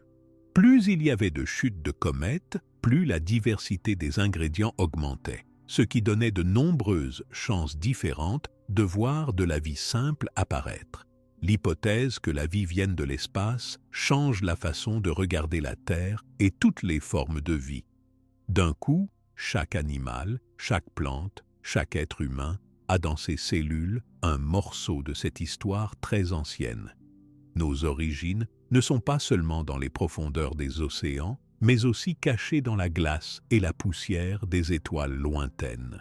Pour vérifier cette idée, les scientifiques analysent chaque année de nouveaux échantillons de comètes ou de météorites. Ils continuent de trouver des morceaux de molécules, des chaînes d'acides aminés et parfois même de petites structures qui ressemblent beaucoup à ce qu'on trouve dans nos cellules les plus simples. Cela veut dire que les mêmes ingrédients voyagent peut-être partout, répandus dans tout l'univers, prêts à construire la vie dès qu'une planète à la bonne température les accueille avec son eau liquide. L'apparition de la vie venue de l'espace n'a pas été un événement rapide. Il a fallu beaucoup de temps, de nombreux essais et de nombreuses erreurs. La chance a joué un rôle important car il fallait de l'eau, du calme, une température suffisante et une protection contre la chaleur ou le froid extrême. Mais quand toutes les conditions ont été réunies, le processus de copie, d'organisation et d'évolution a pu commencer. Les tout premiers êtres vivants étaient petits, très simples et souvent très fragiles. Mais ils étaient capables de deux actions très importantes, se copier et transmettre leur structure à la génération suivante. Cela a permis à la vie de rester présente, de s'adapter et, lentement, de se diversifier. À chaque nouvelle goutte de pluie, à chaque passage de comète, de nouveaux ingrédients pouvaient encore arriver, facilitant d'autres changements dans les cellules. C'est ainsi que, au fil de millions et de millions d'années, la vie s'est renforcée, a appris à vivre mieux dans l'eau et à utiliser chaque élément disponible sur Terre. L'idée que la vie vienne de l'espace ne veut pas dire que tout s'est fait sans la Terre. C'est au contraire l'alliance entre la richesse des ingrédients de la Terre et ceux venus de très loin qui a permis cette incroyable nouveauté. Tout ce qui vit aujourd'hui garde une petite mémoire de cette rencontre ancienne et fondamentale entre notre planète et les objets du ciel. La suite de l'histoire s'est donc jouée dans ces premiers océans. Les petites cellules formées grâce à ces graines de vie ont commencé à se partager l'eau, à se multiplier, à se modifier doucement, utilisant les éléments conservés dans les lacs, les cratères ou les premières mers. C'est ce début, issu de l'immense voyage des poussières, des glaces et des molécules dans le vide de l'espace, qui a ouvert la grande aventure de la vie sur Terre. Les premiers petits êtres vivants existaient maintenant dans les océans et les lacs de la Terre ancienne. Au début, ces formes de vie étaient très simples. Elles étaient faites seulement d'une bulle remplie d'eau et de petites chaînes de molécules, avec parfois des morceaux d'informations chimiques à l'intérieur. Elles ne voyaient rien, ne bougeaient presque pas, mais elles pouvaient se copier elles-mêmes. C'était un grand changement pour la planète. Plus rien n'allait être comme avant. Dans l'eau, il y avait des milliers de ces bulles invisibles. Certaines disparaissaient vite, d'autres restaient un peu plus longtemps. À chaque division, il pouvait y avoir une petite erreur ou un changement dans la copie. Parfois le changement était inutile, parfois il donnait un avantage et la cellule nouvelle survivait mieux. Ce petit jeu se répétait sans cesse, génération après génération, rendant les êtres vivants un peu différents, de plus en plus adaptés à leur environnement. Pendant des millions et des millions d'années, la vie n'a existé que sous cette forme minuscule. Tous les êtres vivants de l'époque étaient comme de très petites gouttes enfermées dans une membrane, vivant dans l'eau tiède et sombre. Elles utilisaient l'énergie de la lumière ou des minéraux pour survivre. Certaines apprenaient peu à peu à transformer ce qu'elles trouvaient dans l'eau pour produire de l'énergie. Avec le temps, quelques groupes de cellules simples parvenaient à rassembler plus d'énergie que les autres et pouvaient se multiplier plus vite. Dans certains coins des océans, l'eau était plus riche en ingrédients. Là, les bulles de vie pouvaient rencontrer d'autres bulles différentes. Parfois, deux cellules se rapprochaient, échangèrent des morceaux ou même restaient collées l'une à l'autre. Cela donnait naissance à de petites colonies de cellules ou à des groupes plus grands. Ces premiers groupes étaient encore très fragiles, mais ils ouvraient la possibilité d'organiser la vie de manière un peu plus complexe. À force de se copier, d'échanger, de s'associer ou de changer, certaines cellules ont fini par avoir de petits outils à l'intérieur. Ces outils sont des protéines spéciales. Certaines servent à couper des molécules, d'autres à en coller, d'autres à fabriquer des bulles. Grâce à cela, certaines cellules pouvaient mieux se nourrir que d'autres, ou résister un peu plus au froid ou à la chaleur. L'eau de la Terre était leur maison, leur source de nourriture et aussi leur lieu de transformation. Petit à petit, la vie a commencé à former des sortes de familles. Les cellules qui se ressemblaient se copiaient ensemble. Les différences devenaient de plus en plus visibles. Cela a créé, avec le temps, toute une diversité de formes vivantes très simples. Certaines vivaient seulement à la surface de l'eau, d'autres préféraient les fonds boueux, d'autres encore aimaient les sources chaudes ou les flaques salées. L'évolution de la vie s'est faite très lentement, mais de manière continue. Beaucoup de cellules disparaissaient si la météo changeait trop, si un volcan explosait ou si l'eau s'asséchait. Celles qui pouvaient survivre à ces changements avaient plus de chances de continuer. Des vagues de chaleur, des chutes de température la nuit, ou le sel contenu dans les lacs ou dans la mer testait leur solidité chaque jour. Après une longue période, certaines de ces cellules ont réussi à s'améliorer d'une façon essentielle. À force de modifications, une partie d'entre elles a commencé à fabriquer de l'oxygène. Cela s'est passé chez des cellules capables d'utiliser la lumière du soleil pour transformer des éléments de l'eau. Ce processus, très lent, a changé l'air de la planète entière. L'oxygène sortait de l'eau et commençait peu à peu à remplir l'atmosphère. D'abord de manière invisible, puis en quantité plus grande. Grâce à l'arrivée de l'oxygène dans l'air, de nouvelles façons de vivre sont apparues. Les cellules qui pouvaient utiliser cet oxygène avaient plus d'énergie. Elles pouvaient grandir plus vite et s'organiser un peu mieux. L'eau devenait ainsi un endroit plus varié et plus prêt à recevoir d'autres formes de vie, toujours plus complexes. Certains groupes de cellules sont devenus capables de se mettre ensemble pour former un corps plus grand. Au lieu de vivre seuls, ils pouvaient se partager les tâches. Quelques cellules pour capter la lumière, d'autres pour transporter la nourriture, d'autres pour se protéger du danger. Cela a été le début des êtres vivants à plusieurs cellules. Il restait encore beaucoup à faire avant d'avoir des animaux ou des plantes, mais cette organisation nouvelle ouvrait la porte à de tout nouveaux mondes possibles. Avec l'oxygène produit, le ciel de la Terre a aussi commencé à changer. Peu à peu, une couche spéciale s'est formée très haut, appelée la couche d'ozone. Cette couche protégeait la surface de la planète contre les rayons dangereux venus du Soleil. Cela a été très important, car cela permettait à la vie de sortir lentement de l'eau quand le moment serait venu.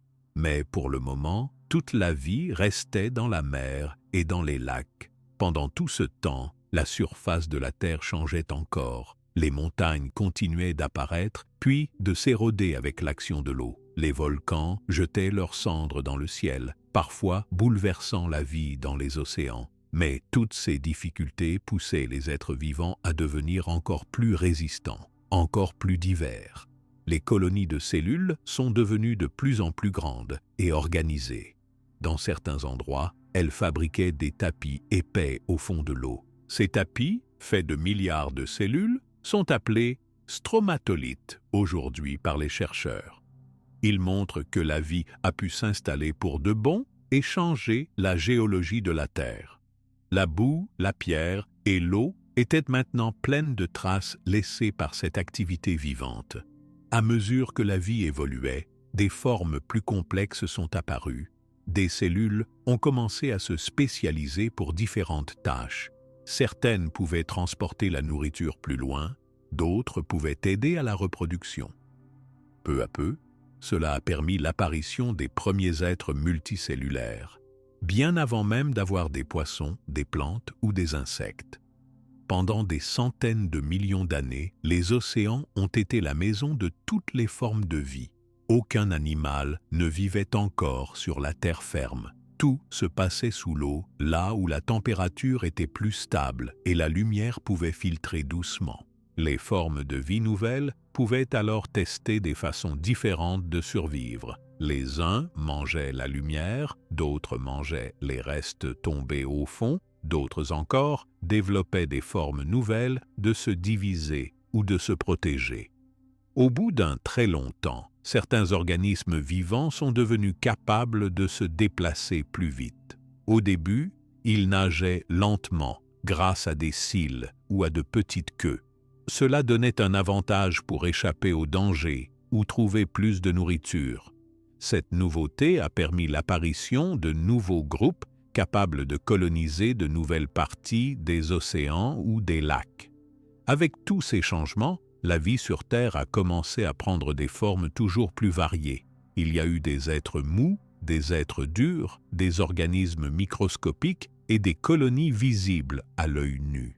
Chaque innovation restait présente si elle aidait la cellule ou le groupe de cellules à mieux survivre dans son environnement changeant. Certains de ces êtres ont fini par mettre en place une enveloppe externe, comme une coquille, pour mieux se protéger. Petit à petit, la quantité d'oxygène dans l'air a augmenté. L'eau aussi s'est enrichie en gaz nouveaux. Grâce à cela, la vie pouvait explorer d'autres parties du monde. Certaines nouvelles espèces ont commencé à vivre sur la vase au bord de la mer ou dans de très petites flaques humides sur la terre nue.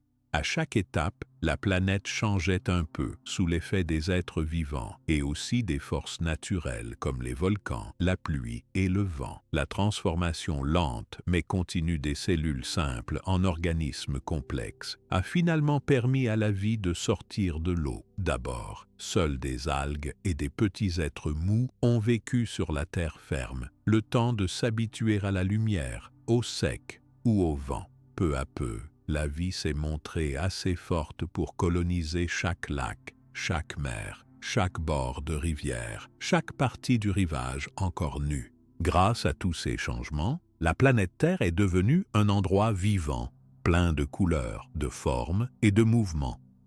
Les descendants des premières cellules venues de l'espace et mélangées aux ingrédients de la Terre sont devenus poissons, plantes, animaux, puis, beaucoup plus tard, humains.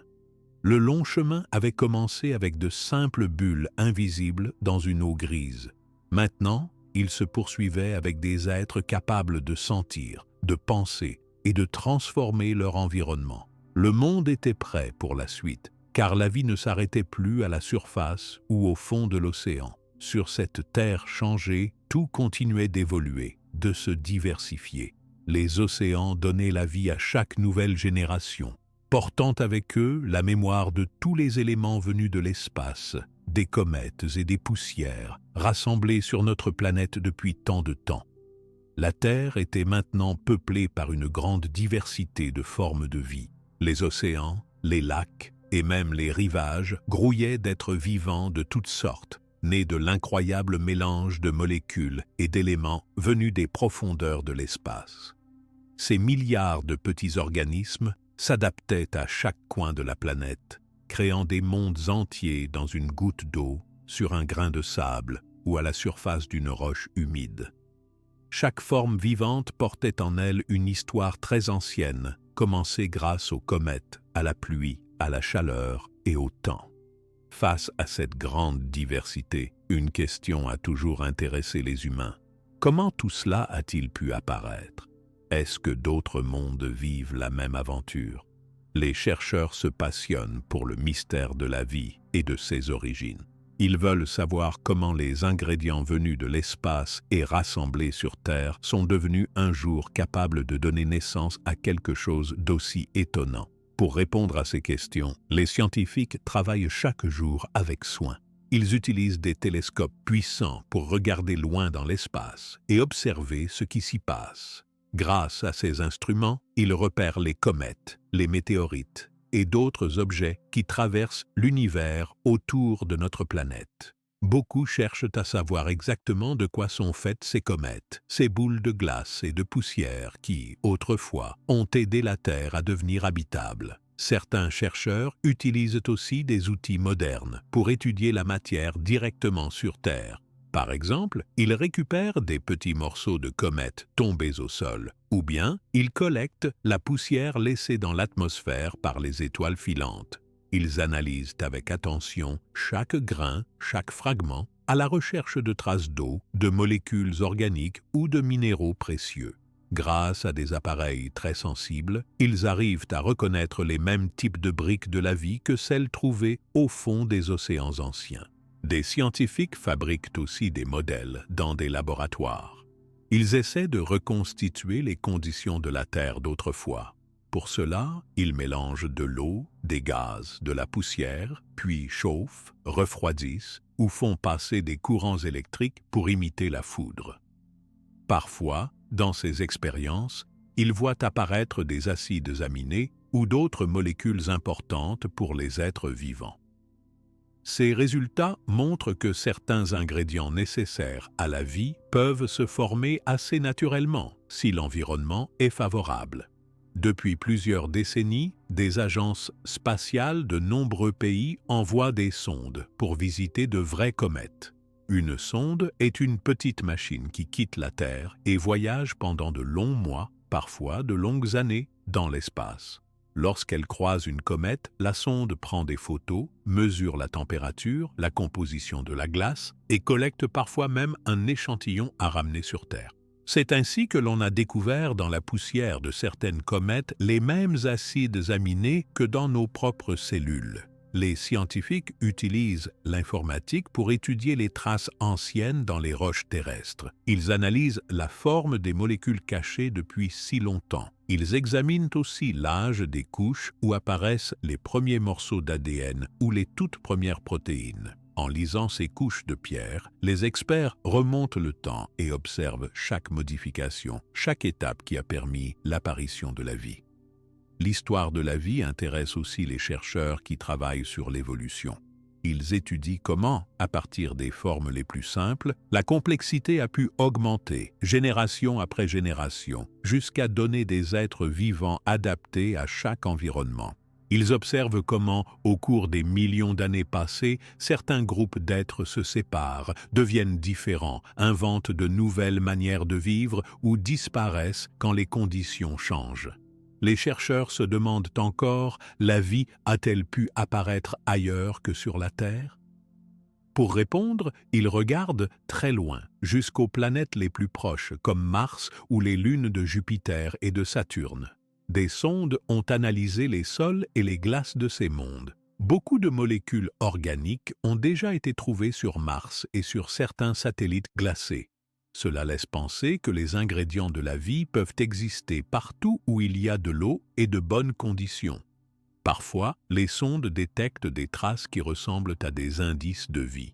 Sur les lunes lointaines, sous la glace, il pourrait y avoir des mers cachées. Certains pensent que, là aussi, un jour, des molécules se sont assemblées pour former des bulles ou des chaînes capables de se copier. Rien n'est encore certain, mais les outils de recherche deviennent plus précis chaque année. Les chercheurs étudient aussi la poussière collectée dans l'espace grâce à des avions très hauts ou des ballons. Ils analysent ces grains pour trouver des éléments venus de l'extérieur du système solaire. Cela aide à mieux comprendre ce qui voyage depuis des milliards d'années dans l'espace et arrive parfois sur notre planète sous la forme de météorites. En plus d'étudier les comètes et les astéroïdes, certains scientifiques examinent l'eau restée enfermée dans les roches anciennes de la Terre. Ils y cherchent des restes de vie microscopiques ou des traces de réactions chimiques. Cette eau, parfois plus vieille que la majorité des océans actuels, garde la mémoire des premiers instants de la vie sur Terre. Les progrès technologiques ont permis d'inventer des microscopes très puissants, utilisant des électrons à la place de la lumière. Avec ces instruments, on peut voir l'intérieur même des cellules, la forme des chaînes d'ADN ou la structure précise des protéines. Cette observation permet de comprendre la façon dont la vie se construit, grandit et change. Des équipes internationales travaillent ensemble, partageant leurs résultats et les échantillons découverts. Certaines expéditions partent vers des endroits très isolés sur Terre, comme l'Antarctique ou le fond des océans, à la recherche de nouvelles formes de vie inconnues. Chaque nouveau microbe, chaque nouvelle structure donne des indices sur la façon dont la vie a pu commencer et évoluer. Dans les laboratoires modernes, des experts essaient même de recréer les conditions de la vie primitive, pour voir si, à partir seulement d'éléments simples, la vie peut réellement apparaître. En mélangeant de l'eau, de l'ammoniac, du méthane, des sels minéraux et un peu d'électricité, ils observent la naissance spontanée de molécules importantes. Ces essais ne produisent pas encore de vraies cellules vivantes, mais ils aident à comprendre les étapes préparant la vie. Les chercheurs ne travaillent pas seulement sur des objets venus de loin. Ils analysent aussi la génétique des espèces vivantes d'aujourd'hui. Ils comparent l'ADN des microbes, des plantes, des animaux et des humains. Cela leur permet de savoir comment les différentes espèces sont reliées et d'imaginer à quoi pouvaient ressembler les premiers ancêtres communs. Parfois, la science fait des découvertes surprises. Par exemple, dans certains endroits très chauds ou très froids où personne ne pensait trouver de la vie, on a découvert des bactéries vivantes, capables de survivre là où tout le monde croyait que c'était impossible. Cela prouve que la vie, une fois lancée, peut s'adapter à presque toutes les conditions, même les plus étranges. Les chercheurs ne se contentent pas d'étudier la Terre. Ils observent aussi d'autres étoiles, cherchant des planètes capables d'abriter la vie. Avec de nouveaux télescopes, ils peuvent repérer des mondes lointains, mesurer leur température, découvrir s'il y a de l'eau ou des atmosphères spéciales autour d'eux. Leur but est de trouver des signes, même très faibles, qui pourraient indiquer la présence de vie ailleurs dans l'univers. Certains projets scientifiques veulent ramener sur Terre des échantillons de comètes, d'astéroïdes ou de poussière spatiale. Cela demande des années de préparation, de la technologie très précise et le travail de nombreux experts. Les grains ainsi récoltés sont étudiés dans des laboratoires fermés pour découvrir de nouveaux ingrédients qui pourraient avoir aidé la vie à apparaître ici. Chaque découverte, chaque avancée aide à compléter le grand puzzle des origines de la vie. Les scientifiques savent aujourd'hui que la Terre n'est pas unique. D'autres planètes, d'autres lunes reçoivent elles aussi des comètes, de la poussière cosmique et de l'eau. Partout où ces éléments se retrouvent, la naissance de la vie devient un peu plus probable. Malgré toutes ces recherches, beaucoup de secrets restent encore cachés. On ne connaît pas encore toutes les étapes exactes qui transforment la matière simple en vie capable de se copier, de se nourrir ou de sentir le monde. Mais chaque année, la science avance, découvre de nouveaux indices, invente de nouveaux outils, explore plus loin et plus en détail chaque morceau d'univers. Cette recherche passionnante ne parle pas seulement du passé, elle aide aussi à protéger la vie actuelle. Mieux comprendre comment la vie commence permet de prendre soin des espèces sur Terre, d'utiliser les ressources de façon plus sage et de savoir pourquoi la planète est spéciale. L'union de la science, de l'observation et de la découverte montre que notre histoire provient en partie de l'espace. La Terre, autrefois stérile, est devenue le foyer d'une vie riche et variée grâce à l'apport de matériaux venus de loin. Et la quête de nos origines continue, car chaque nouvelle réponse ouvre la voie à d'autres mystères à explorer dans l'immensité de l'univers. La recherche sur l'origine de la vie et le rôle des comètes continue à ouvrir de nouvelles questions chaque jour. Grâce à tous ces travaux, on comprend que la Terre n'a jamais été une planète isolée, mais un monde qui a reçu beaucoup de matière de l'espace. Les ingrédients essentiels qui ont permis l'apparition de la vie ont voyagé de très loin avant de s'arrêter ici. Cette histoire montre que chaque être vivant, chaque animal, chaque plante, chaque humain porte au fond de lui une partie de ce voyage immense.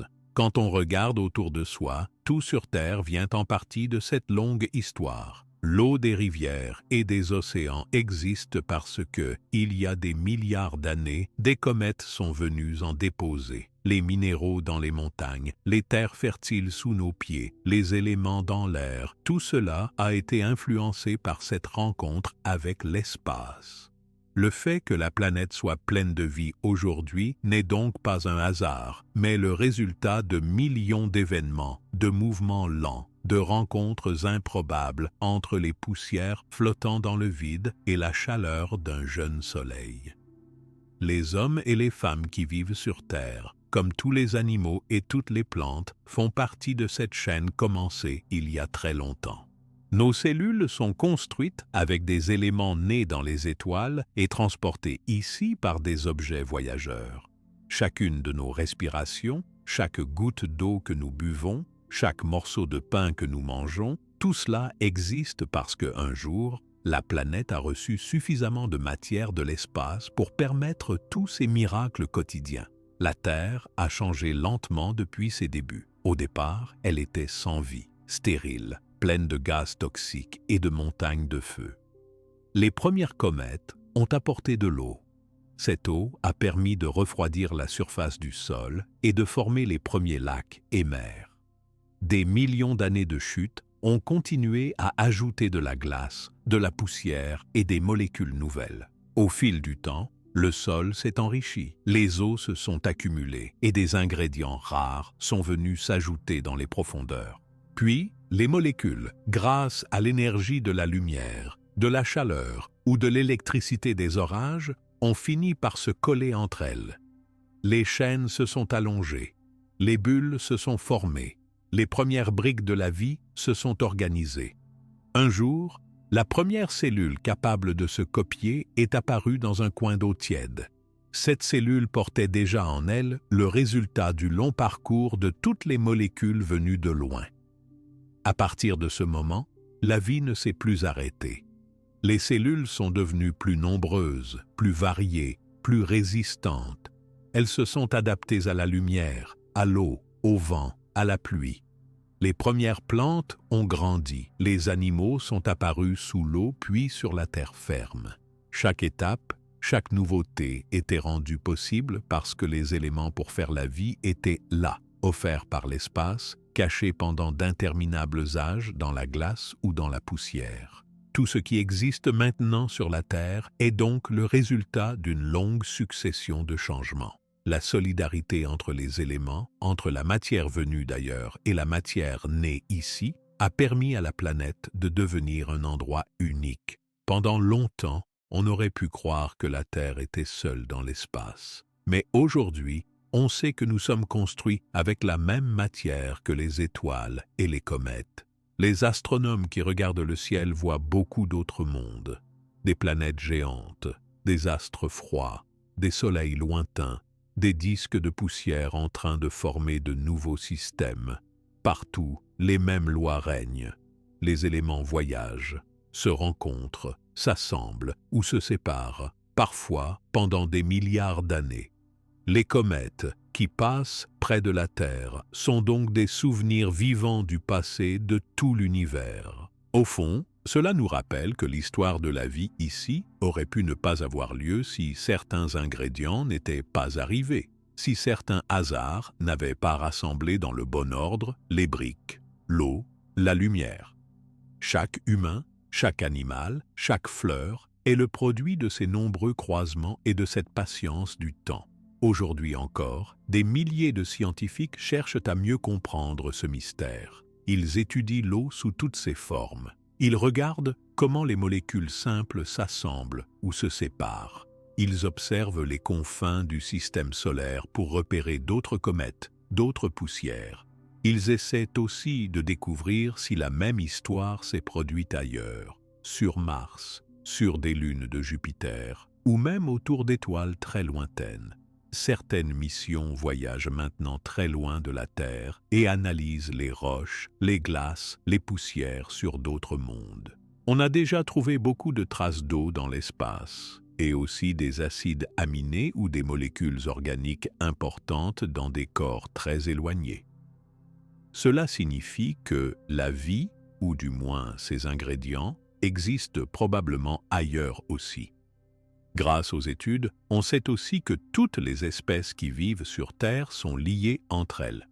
Les plantes utilisent la lumière et l'eau, les animaux respirent l'air riche en oxygène, les microbes transforment des minéraux. Tout ce cycle dépend des éléments venus de l'extérieur et de ceux produits ici. Les chaînes alimentaires, les grandes forêts, les océans foisonnants, les déserts et les montagnes. Chaque partie du monde témoigne de ce mélange ancien entre la Terre et l'univers. Cela rappelle à chaque être humain que nous sommes tous reliés les uns aux autres par la matière qui nous entoure et par le passé commun de notre planète. Nos cellules gardent la mémoire de toutes les transformations passées, de chaque nouvelle molécule arrivée avec une comète, de chaque étape de l'évolution de la vie au fil du temps. Ce savoir montre que la Terre n'est pas simplement une balle de roche et d'eau. C'est aussi un héritage, l'héritage de milliards d'années de rencontres, d'échanges et de mouvements constants. Les océans, les rivières, l'air que nous respirons n'ont pas été créés par un seul événement, mais par une longue suite de petits changements, tous rendus possibles par les éléments venus du fond de l'espace. À mesure que la science progresse, il devient possible d'imaginer que d'autres planètes ont suivi le même chemin. Si le bon mélange d'eau, de minéraux, de molécules organiques arrive au fil du temps, la vie peut naître ailleurs, évoluer, produire de la diversité, remplir les mondes de formes différentes. Les chercheurs pensent que cela pourrait exister dans de nombreux endroits, même très loin du Soleil, là où l'eau reste liquide sous la surface ou enfermée dans la glace. La Terre, en recevant l'eau et la matière organique des comètes, a connu plusieurs époques, des périodes brûlantes, des périodes froides, des âges humides et des millions de changements dans l'atmosphère. L'air que nous respirons aujourd'hui a été formé par les premiers organismes simples qui ont relâché l'oxygène en utilisant la lumière du Soleil. Ça a permis à d'autres espèces de respirer et de croître en nombre. Au fil du temps, la vie s'est installée dans toutes les directions, conquérant chaque espace possible. Cet héritage extraordinaire s'exprime dans tous les aspects de la vie moderne. Même si les humains vivent maintenant dans des villes, utilisent la technologie, voyagent au-delà de la planète, ils restent faits des mêmes éléments chers à la Terre ancienne. Le cycle continue. Le carbone dans nos corps a pu venir d'une comète qui a frappé la Terre il y a 4 milliards d'années. L'eau de nos vers était peut-être sur une comète quand la planète n'était qu'un océan de lave. Pour beaucoup de peuples, savoir que nos origines sont partagées avec les étoiles et les poussières de l'espace est une source immense de respect pour la nature et pour chaque vie sur Terre. Cela encourage à prendre soin de la planète, à protéger les océans, à préserver les forêts et à comprendre le lien précieux qui relie chaque créature à l'histoire du monde. Les efforts de la science ne sont donc pas seulement une suite d'études ou de calculs. Ils racontent l'histoire de la vie et du voyage de la matière. Savoir que la Terre a été le théâtre de tant de passages de comètes et de météorites permet de mieux comprendre pourquoi la planète est si particulière parmi toutes celles du système solaire. C'est peut-être ce long chemin qui a rendu possible l'abondance et la beauté des formes de vie que l'on trouve ici. À chaque nouvelle découverte, la question de la vie ailleurs revient. Si la Terre n'est qu'une planète parmi des millions, si les comètes voyagent partout dans la galaxie, alors la vie pourrait bien exister dans d'autres mondes, prêts à vivre leur propre histoire. Les télescopes, les robots, les satellites vont continuer à chercher, à explorer, à essayer de répondre aux grandes questions. Sommes-nous seuls?